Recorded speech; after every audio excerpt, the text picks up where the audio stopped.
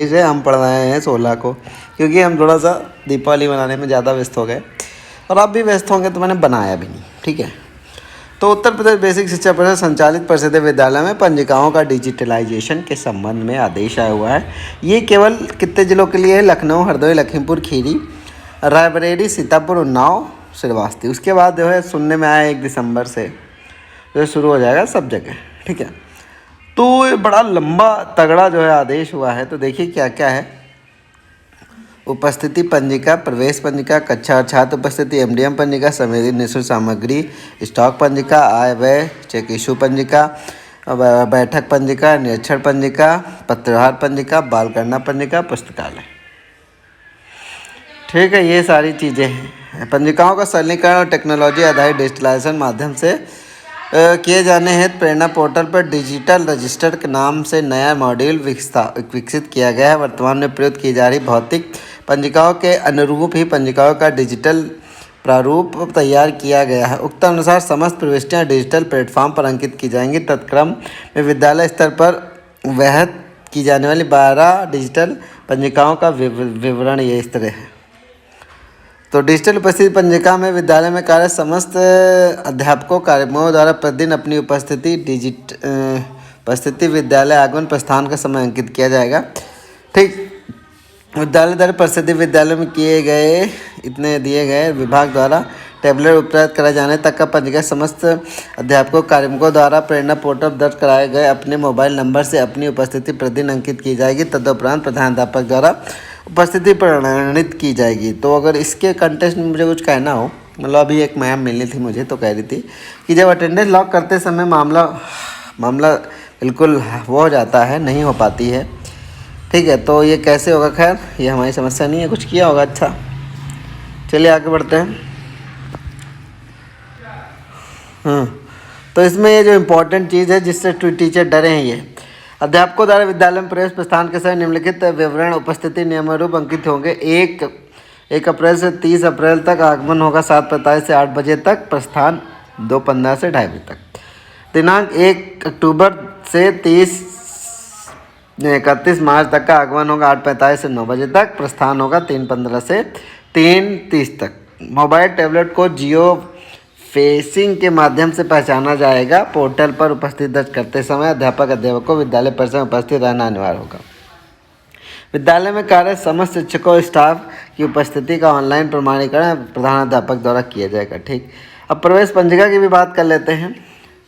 Student registration detail, इस पंजिका में बच्चों का नामांकन के समय संपूर्ण विवरण दर्ज किया जाएगा। नाम, लिंग, जन्म तिथि, माता पिता का विवरण, आधार संख्या आदि। छात्र विवरण पंजिका को प्रेरणा डीबीटी ऐप के माध्यम से भरा अपडेट किया जाएगा। बच्चों को मतलब कहने का मतलब है आपको खुद नहीं भरना है, वो डीबीटी से इसको लिंक कर देंगे, वो आ जाएगा। बच्चे प्रेरणा पोर्टल नामांकन करने का सिस्टम द्वारा एक यूनिक पहचान पत्र प्रदान की जाएगी जिससे प्रधानाध्यापक द्वारा डिजिटल पंजिका अंकित किया जाएगा। अंतिम कक्षा उत्तीर्ण व अन्यत्र विद्यालय में स्थानांतरण प्रमाण पत्र निर्गमन का विवरण भी डिजिटल प्रवेश पंजिका पर अंकित किया जाएगा। नंबर 3, छात्र उपस्थिति पंजिका पे देख लीजिए। 1 अप्रैल से 30 सितंबर तक 8 बजे से 9 बजे तक 1 घंटा, बाप रे। 1 अक्टूबर से 31 मार्च तक 9 से 10, मतलब 1 घंटा केवल अटेंडेंस ली जाएगी, बाप रे। एमडीएम पंजिका का भी देख लीजिए। एमडीएम पंजिका में मिड डे मील संबंधी समस्त विवरण यथा लाभार्थी संख्या, मेनू, खाद्यान्न, परिवर्तन लागत आदि का विवरण यथावत अंकित किया जाएगा। प्रतिदिन मध्याह्न भोजन के उपरांत उक्त पंजिका अनिवार्य रूप से अद्यतन की जाएगी। दिनांक 1 अप्रैल से 30 सितंबर तक एमडीएम पंजिका मध्याह्न 12 बजे तक। ठीक है, और दिनांक 1 अक्टूबर से 31 मार्च तक का 1:30 बजे तक अनिवार्य रूप से भर देना है। निःशुल्क सामग्री का विवरण ये तो भर ही देंगे आप लोग, पाठ पुस्तक, किताब उताब। स्टॉक पंजिका का क्या है? डिजिटल स्टॉक पंजिका में विद्यालय संपूर्ण वस्तुओं सामग्री आदि का विवरण अंकित किया जाएगा। पंजिका क्रय की गई वस्तु और सामग्री का नाम, ये सारी चीज़ें जो है, वह खर्चा, सब संस्था का नाम, ये सारा भरा जाएगा।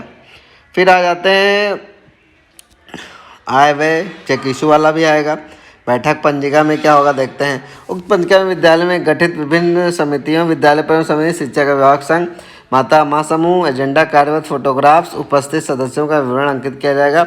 उक्त के अतिरिक्त मीना मंच गठन, बाल संसद, रसोइयाँ चयन की कार्यवाही संबंधी समस्त विवरण पंजिका में अंकित अपलोड किया जाएगा। विद्यालय में आयोजित बैठकों के उपरांत उक्त डिजिटल पंजिका को अद्यतन किया जाएगा। बैठक संपन्न होने के पश्चात 24 घंटे के अंदर उक्त पंजिका को प्रधानाध्यापक द्वारा अनिवार्य रूप से अद्यतन किया जाएगा। निरीक्षण पंजिका, विद्यालयों में निरीक्षण पंजिका भौतिक रूप से की जाएगी। अच्छा, ठीक है। डिजिटल इंस्पेक्शन भी होगा भाई। पत्रव्यवहार का क्या है? उक्त पंजिका में विद्यालय से संबंधित निर्गत प्राप्त पत्रों का विवरण अंकित किया जाएगा। पत्रांक, दिनांक, संक्षिप्त विवरण अंकित किया जाएगा। पंजिका का नियमित रूप से अद्यतन किया जाएगा। बाल गणना कराई भरा ही गया है। पुस्तक, खेलकूद का क्या सिस्टम है, ये भी विवरण सब भरा जाएगा, अद्यतन की जाएगी नियमित रूप से। तो आगे क्या कहा गया है?